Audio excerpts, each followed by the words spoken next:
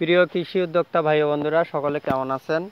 তো আমাদের একটা হাইব্রিড পেঁপের বাগানের ভিডিও করতে আসছি। হয়তো আমাদের একটু আসতে লেট হয়ে গেছে, রাত হয়ে গেছে। তো আমাদের এখানে একটা উদ্যোক্তা, তিনি এই এইটা জায়গা কতটুকু? 1 বিঘা 5 কাঠা। 1 বিঘা 5 কাঠার উপরে হাইব্রিড রেড কিং না পাকাই তো রেড কিং এবং কিউরলেডি জাতের পেঁপে চাষ করা হয়েছে এখানে। তো মেনলি এখানে 2 থেকে 3টা সমস্যা এখানে এসে আমরা দেখতে পাচ্ছি। তার মধ্যে সবচেয়ে বড় বিষয়টা হচ্ছে এখানে গাছের গোড়াটা পচে গিয়ে অনেক গাছ নষ্ট হয়ে গেছে। দেখছেন কিছু ফাঁকা, হয়তো আমরা রাত্রে আসছি বলে এটা দেখাইতে পারতেছি না সেইভাবে। তারপরেও আমাদের আর কিছু কিছু ভুল, যে হরমোন বা ভিটামিনটা ওভারডোজের কারণে এই পাতাগুলা একটু ঝলসে মতো গেছে, যেহেতু অতিরিক্ত তাপমাত্রায়। আমাদের কৃষকদের বারবারই বলি, যখনই ব্যারেলে স্প্রে করতে হবে জাস্ট একবার স্প্রেটা ঘুরাই দিতে হবে, দ্বিতীয়বার ওর ওপর দিয়ে আর দেওয়া যাবে না। তো এখানে আমাদের যে জাতগুলা নিয়ে কাজ করা হচ্ছে দেখেন, একেবারে ছোট গাছ, কিন্তু 1 থেকে 1.5 হাত গাছে পেঁপে। আমরা যেটা বলছি সেটাই করতেছি। মানে 10টা গাছ লাগাইলে 10টার মধ্যে 7টা মহিলা হচ্ছে নাকি, আর 2-3টা হচ্ছে উভয় লিঙ্গ, একটু লম্বা মতো হয়ে যাচ্ছে।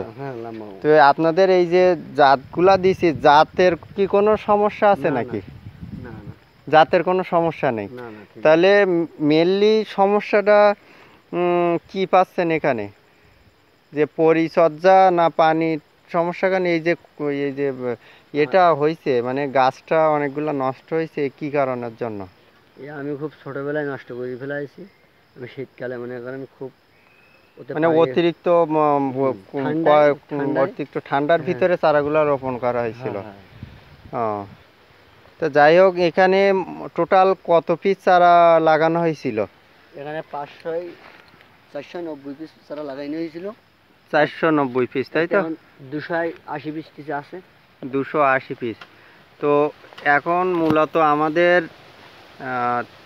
3টা জিনিস মেনটেন করতে হবে। তার ভিতরে প্রথম হচ্ছে গাছগুলা যেহেতু এই বাঁধা হয়েছে, যেহেতু এখন সামনে ঝড়ের সিজন বা একটু বাতাস বেশি হবে, এমনি স্বাভাবিক বাতাসটা বেশি থাকবে সব সময়।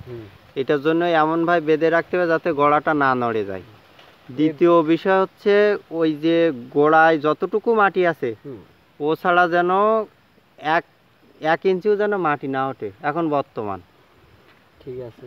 আর সারের ম্যানেজমেন্টটা মাসে একবার করে গাছের গোড়া ছাড়া 18 ইঞ্চি মানে 1 হাত দূরে দেখাচ্ছে 50 গ্রাম টিএসপি, 10 থেকে 15 গ্রাম ইউরিয়া, তারপরে 50 গ্রাম পটাশ, আর হয়তো 5 থেকে 10 গ্রাম বোরন।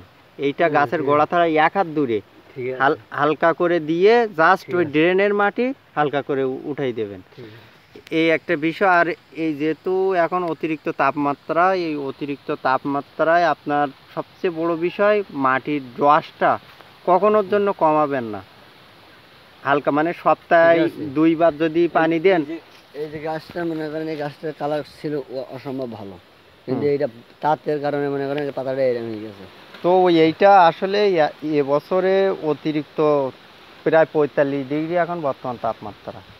তাহলে বলেন এই তাপমাত্রায় মানে গাছে যদি একটু মানে রসটা একটু ঠিক মতো আপনারা যদি না দেন, তাহলে ওই গাছটা এইখানে দেখেন, এই গাছটার 4 সাইড দেখছেন কি সুন্দর রস আছে।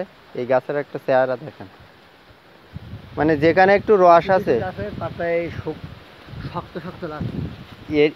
এই যেটা এটা হচ্ছে ভাইরাসের কারণে। এটার জন্য ওই যে আপনার ওই যে অ্যানথ্রাকনোজের জন্য একটা কীটনাশক আছে, এটা আমি বলে দিবানে, ওইটা লিখে দিবানে, ওইটা দিলে এইটা উঠে যাবে না।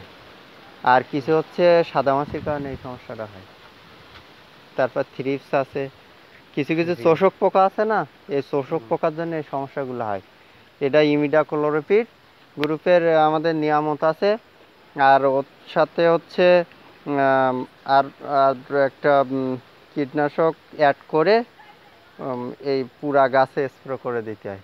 দিলে এই এই যে এগুলা এই শোষক পোকা, আর এর সাথে আরেকটা জিনিস দেওয়া যাবে হচ্ছে ইয়োকা, লিটারে 1 মিলি করে, আর ইমিডাক্লোপিড লিটারে 1/2 গ্রাম, এই দুইটা একসাথে পড়ন্ত বিকালে স্প্রে করে দিলে হ্যাঁ সোজা হয়ে যাবে। আর আরেকটা কারণ হচ্ছে যে দস্তাটা আর বোরনটা একটু মাঝে মধ্যে হালকা করে স্প্রে করে দিলে হচ্ছে ফলের